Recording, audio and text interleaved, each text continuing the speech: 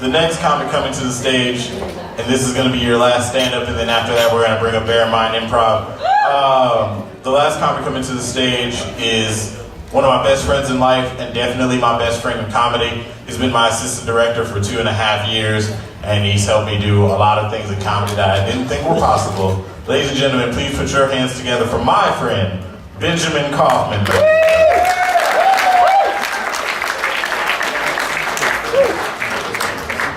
As you can tell by my current outfit, it has been a hell of a week, let me tell you. Guys, I got finals this week, and I'm stressing because my pregame ritual is no longer good. What I used to do during finals week, like right before I go to the final, I get to the class area like 10 minutes early, go to the bathroom, take a pregnancy test. Because if I bomb on this final, I'm not pregnant. Like that's one in the hand, that's a good thing. Then I read an article recently that if you're a male and you urinate on a pregnancy test, it can actually test positive if you have a rare kind of cancer, like a rare type of prostate cancer, to lighten the mood. And I told one of my friends this, and they were like, yeah, you didn't know that? And like, how fucked up would it be if I was really unsure about a final and then found out I was pregnant? Like, I'm already really unconfident about this American Sign Language test. Now you're telling me there might be twins, also male. What's going on here? Like, pregame ritual down the toilet. Pun intended, flawless transition, who eats kale?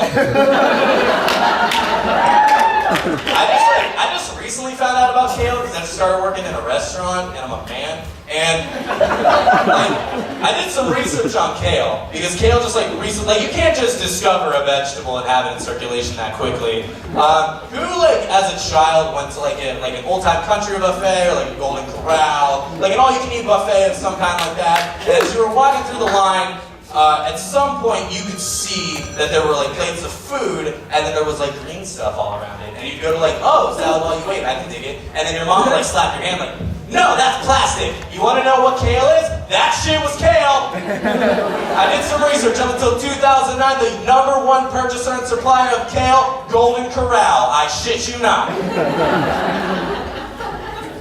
Enjoy your kale quinoa salad. I had these French Canadian neighbors, and their house burned down recently because we fucking hate them. And that's not the reason, it was an electrical thing, but you know, they say the Lord works in mysterious ways. And they just finished rebuilding their house, and with a new design, they put these huge windows in the front of their house with a 62-inch flat screen in the front. Which is great, because I just got the Galaxy S6, and one of the awesome features of the Galaxy S6 is you can program a TV remote into your phone. Now this family came from French Canada down to Arizona. I'm assuming because they didn't know anywhere else in the United States map. And when they came here, they came with all their French Canadian stuff. Now they've had to buy all new American appliances. And as far as they know, this crazy American TV, every Sunday at 8 p.m., turns on switches to The Good Wife. Every Sunday. Reruns or not, it's gonna be on. Lately what I've been doing, I kicked it up a notch recently, I've started DVRing shit. Really ominous shit, just so that way the husband comes home like, honey, why is there 3 hours of Naked and Afraid recording? Followed by 6 hours of How to Get Away with Murder. Followed by a special on National Geographic about 100 scenic areas in Arizona. And on Rap 2.0, what is that? Who's hosting that shit? Alfonso Ribeiro. If you wanted to know what he's been up to since Fresh Prince, Unwrapped reboot. Check that shit.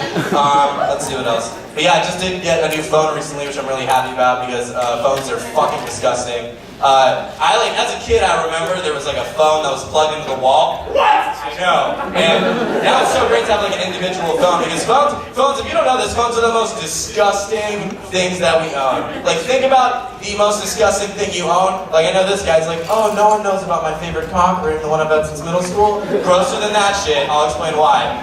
Phones are the first device created in the history of mankind that allow you to order pizza, play Scrabble, call your mom, masturbate, while you're taking a shit. And if you have the right type of Bluetooth connectivity devices, you can do all 5 of those things at the same fucking time.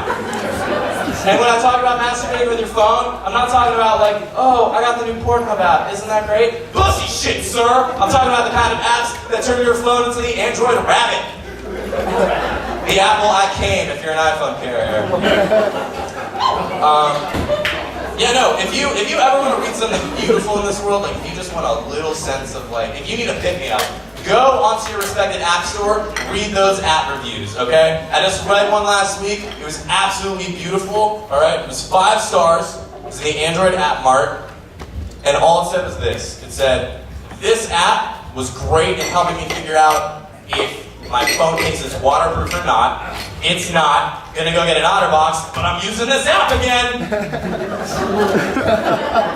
I'm gonna close on this. I have a brother that is deaf in one ear. And growing up, when we had like a house phone, Josh, my brother's name is Josh, is deaf in this ear. He would run over the phone when the phone rang, because you're 5, that's what you do when the phone rings. You run to try to answer the phone, because you have no social life of any kind. You run, pick up the phone, answer the phone with his deaf ear. Hello? Hello? And then just hang up the phone and walk away. Like, he did that. My brother thought phones were an elaborate family inside joke for years, guys. Because for years there was a mysterious black box in our house that rang. We all had hour-long conversations on it, but anytime Josh went to go pick up the phone, it was just like dead silence every single time. I've been Ben Kaufman, you guys have been great. Thank you so much.